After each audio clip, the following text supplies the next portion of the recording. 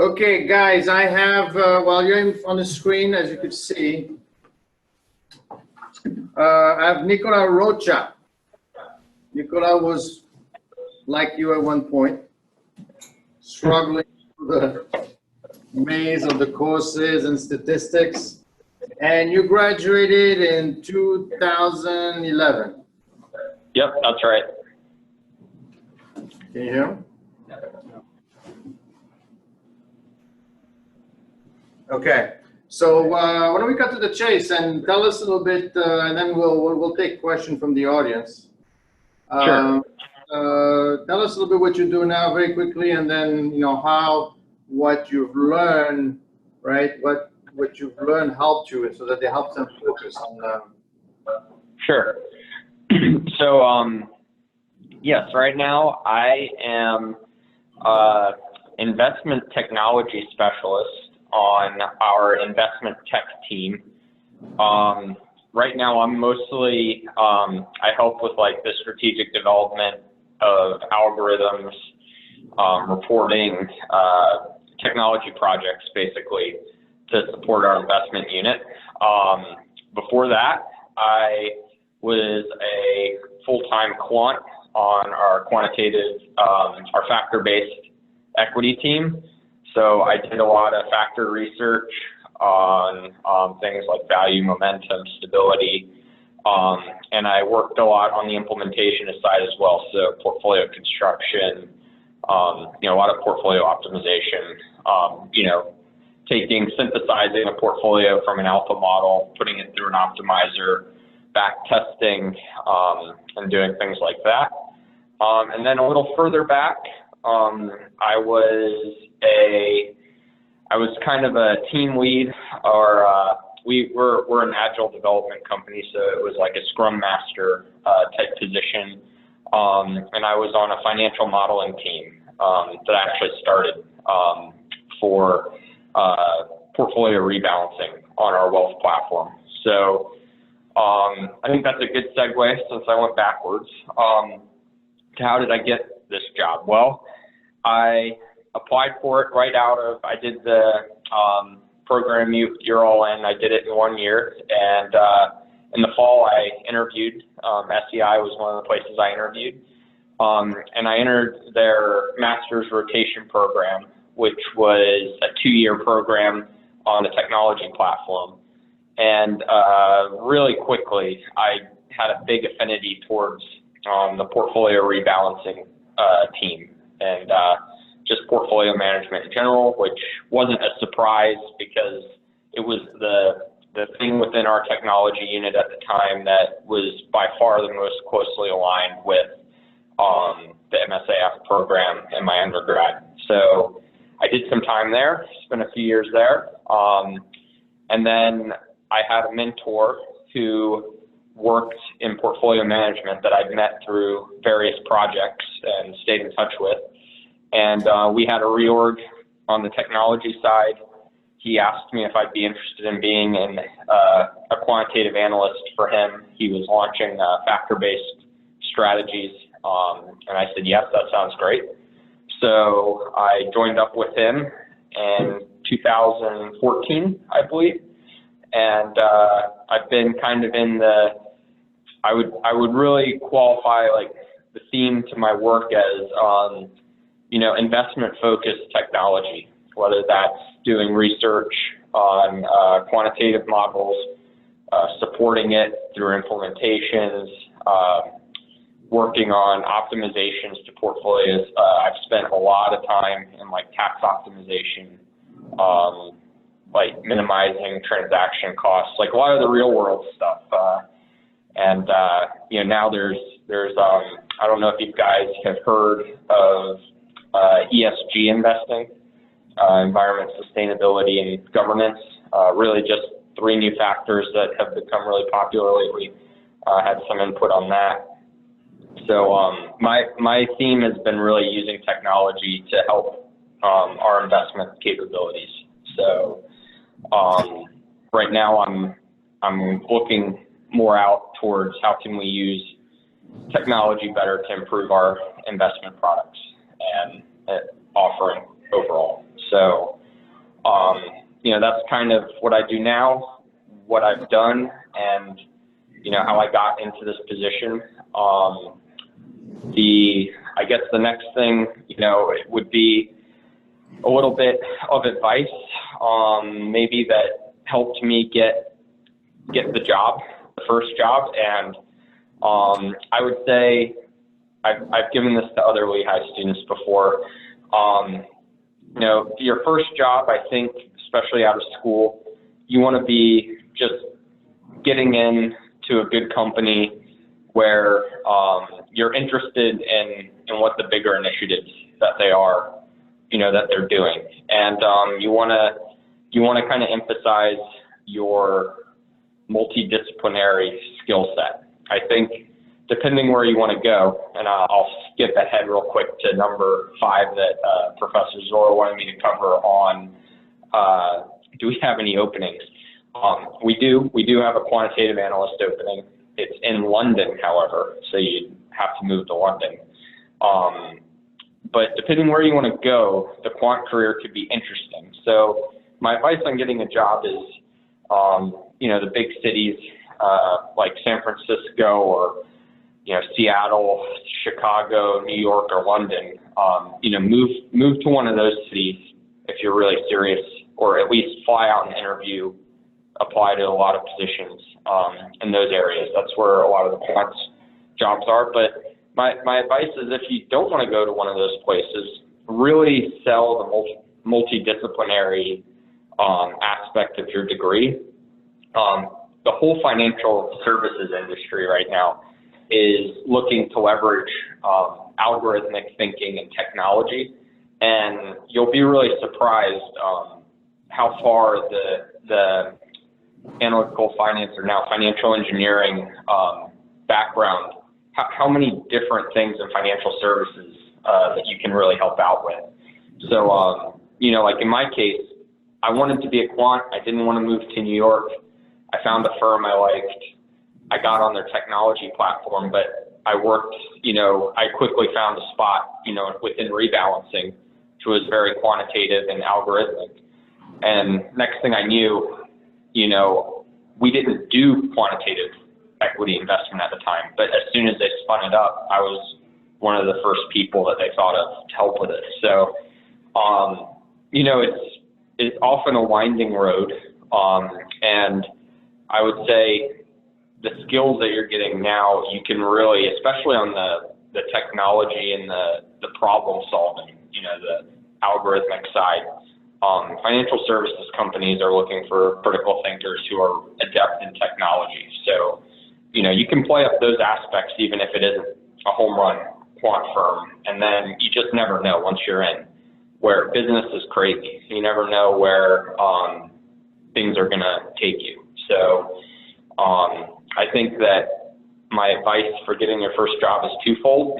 One is, if you really are looking for that hardcore quantitative analyst job, look in the right regions, be prepared to move, and start early. It doesn't hurt to apply for things that you might not know everything, because when you graduate, you can apply again. Every bit of experience in the interview process helps. And if you're more like me and you didn't want a big city, don't rule out financial services companies, especially ones that are looking to use technology. I think you've got a really, really good skill set to really bridge some gaps between business and investing ideas and technical implementation. Let me ask, can you hear me, right? Yes. Let me ask you a question. This job that you got, you basically were hired through SEI, right? But then you said somebody said, hey, come over and work with me. Was it within the same organization? Yes. So same company, right? SEI, but he was on the investment management side and I was on the technology side. But what was interesting about our rebalancing solution is it kind of straddled both. It was very tech heavy, but we always had to get buy-in from the investment experts. And this was an expert on the investment side that I had, a lot of exposure to and met with for coffees and, idea exchanging. He was somebody whose approval I needed to implement algorithms. Okay. So, and the way you got into SEI, how did that happen? So I got in through a master's rotation program. So it was just a job application I actually found at the career fair, at the Lehigh Career Fair. They wanted people with graduate degrees on the technology side, and I just applied. And they called me up, went through a few rounds of interviews. They liked that I was multidisciplinary. You know, they were interviewing a lot of MBAs, they were interviewing a lot of finance, masters in finance, and I was kind of a little differentiated, so I got an offer pretty quick. And, you know, I think they wanted me to, I got it in the fall, so, you know, it was a difficult choice because part of me, like I said, did want to go to New York or Chicago or London, but the other part of me, you know, I had to just be really honest with what I wanted. And I really liked Philadelphia. I liked the suburbs. And I did some research on the firm. I really liked the firm. And so, yeah, that's basically how I got it, through the Lehigh Career Fair. Is it Interviewed.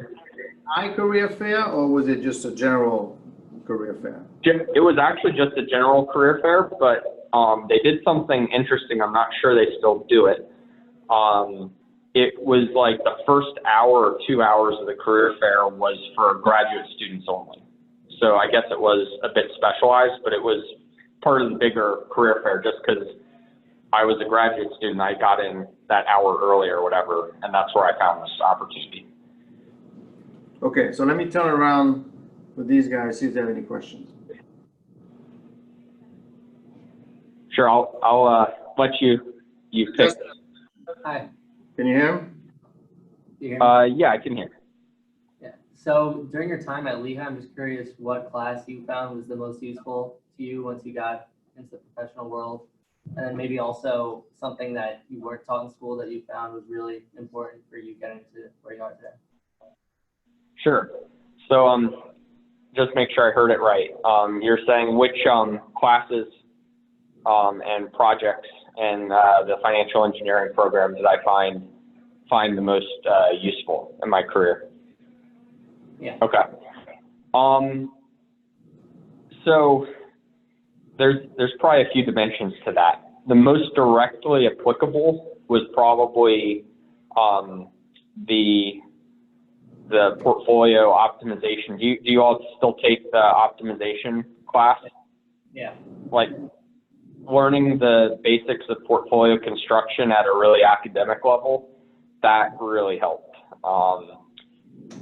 There's a lot of software out there now that does a lot of the heavy lifting for you, but just to have the insights and having, you know, formulated the problems at the lowest level and building it up, that's huge, because almost every, like a simple rebalancing problem is really a portfolio construction exercise.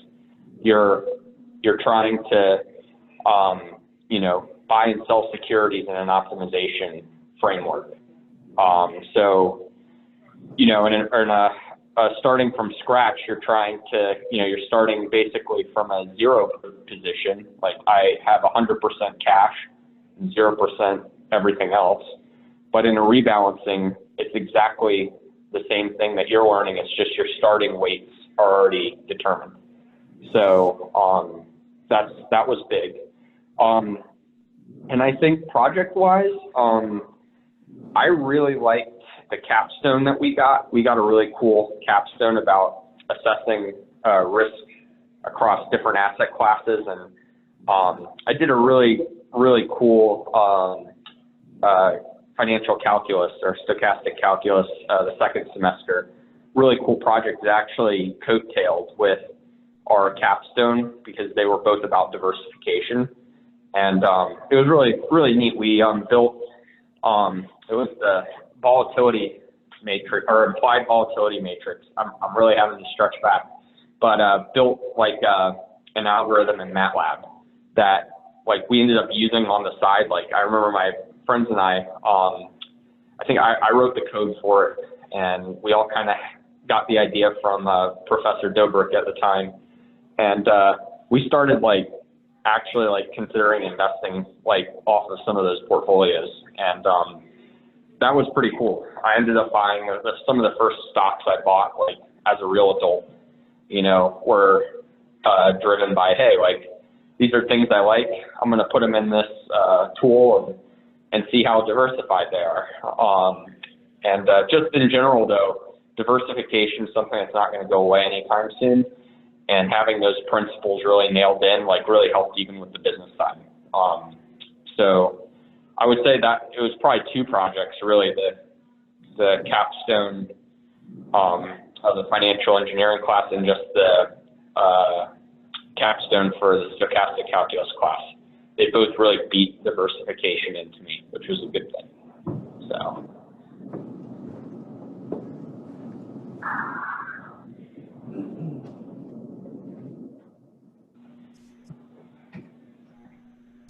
Yes, good.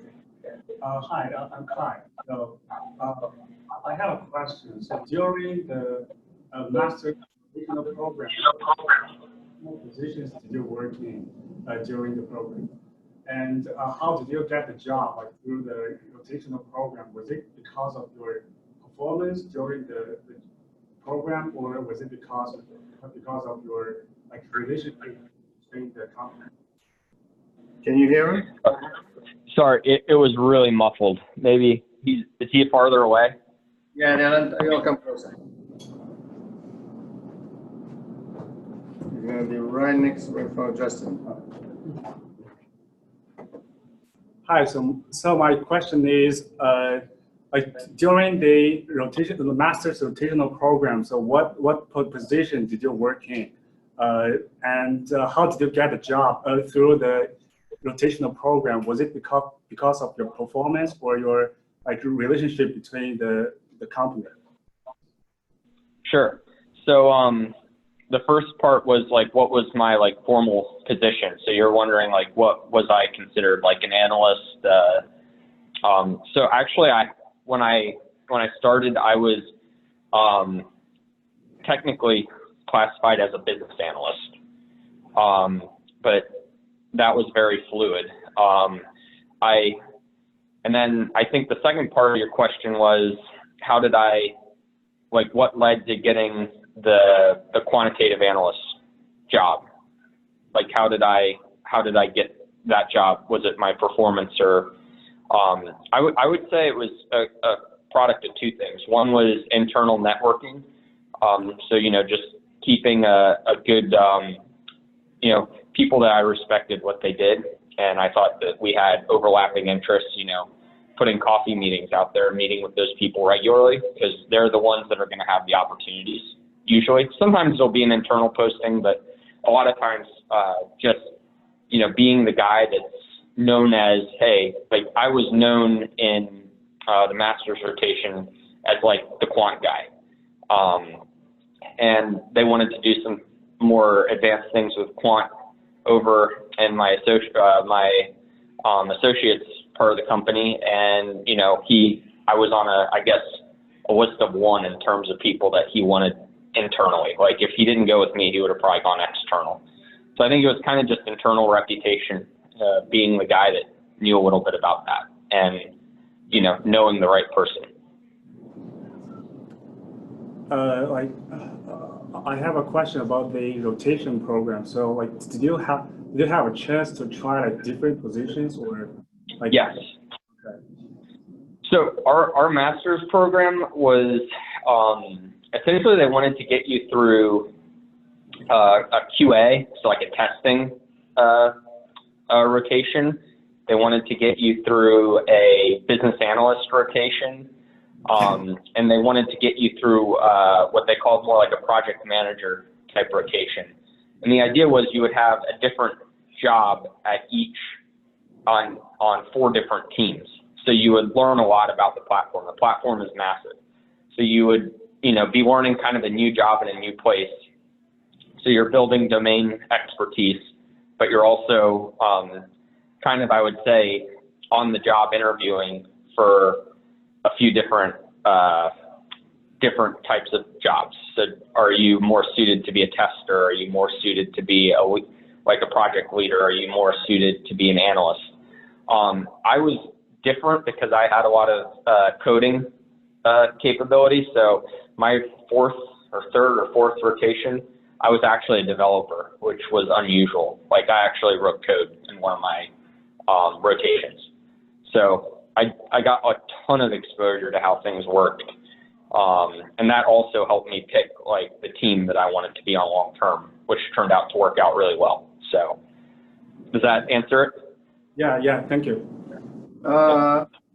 We 10 more minutes, but I wanted to, when you reflect on what you did and what others did within your class, when you were here, what was the main factor in terms of getting that job? Was it the the networking? What have been your experience through the process? Yeah, so for me, the main, versus my classmates, I think in the fall, and especially we were, a lot of my peers, we were doing it in 1 year, and we were to be totally honest, not even a lot of times thinking about the job because we were so slammed with homework and studying for exams. So we were extremely stressed out, but I think it's when you're really tired and everybody's kind of, exhausted from, a 4 o'clock exam and stochastic calculus, and then, it just so happens that that's the day the career fair is. I think a lot of it's just that persistence to just, even though you're beaten down and you're tired from all the studying and work, that you still just go and show up at all these events. Prioritize it, even though it's not going to affect your grades. Just when you're tired and you're beat down, I think showing up, even if you're not prepared. I remember the career fair I went to, it was a similar scenario. I was definitely not prepared, but just going, I became aware of this opportunity.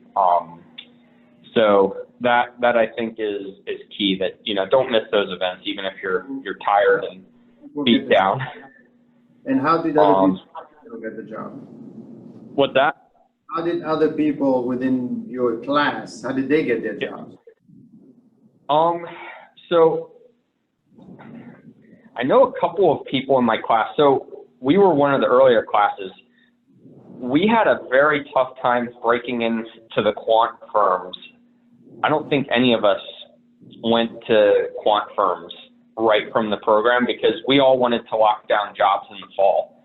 I think we all interviewed for a couple, that we just found online, but found that the interviews were extremely tough and that we needed more, we weren't really ready for those until after we graduated.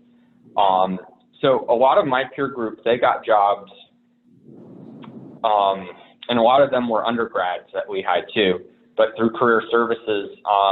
And I think we had a lot of guys go to IBM. We had one guy go to APT, which is in DC, a really nice firm.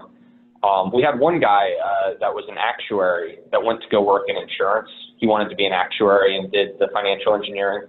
I don't remember where he got that application though.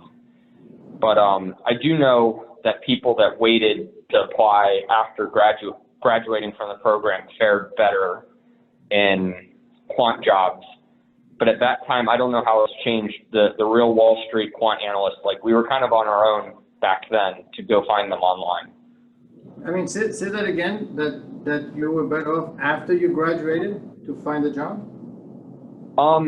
Yeah, so in our case where we were doing it in 1 year, a lot of the interviews were really technical and competitive. And after one semester, we didn't have the skill set really to ace some of the more technical aspects. So I don't know if we were better, more ready. I hope so. More semesters, hopefully the more prepared you are for a job. But I remember that was some feedback we gave at the time was, it's tough when everybody's looking for a job in the fall, and to go really apply for a quant job in a really competitive space, you needed the full year, you needed the full curriculum to really be competitive. It could have changed since then. That's how it was. Yeah, but that's interesting because if you want to do the program in 1 year, it's the fall you just started, unless you go for MBAs and things like that, they're not going to hire you until they know that you know the stuff. Right. You don't, because you haven't done it. That's interesting. I didn't think about that. So you're better off having. Exactly. Oh. Oh, Well, sorry. I'm sure as you could see, the class mix, we have a lot of international students. And for them, if they do it in 1 year, right, and they graduate in May, literally they have 3 months to get a job. It's a little more difficult, right? Because depends which Yeah, it one. is. Yeah, it's extremely difficult. That's why I think a lot of us, we took jobs in the fall that we got at the standard career fair, and we were banking on the skills we were learning, but we were also leaning for those jobs we interviewed for in the fall. We were leaning heavily on our undergrad degrees to get those jobs too. So I don't know what the magical answer is. Like, if I could do it all over with the constraints on me, I think I wouldn't have done anything differently. But I do think that if you're really dead set on getting that quant job, like a Wall Street quant job,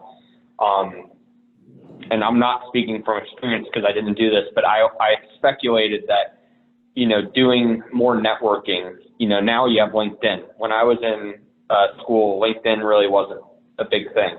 But, going through LinkedIn, making some contacts, go through career services and find, even if they're not a quant, finding maybe somebody on Wall Street that was a Lehigh alumni to connect with at a firm that you're interested in.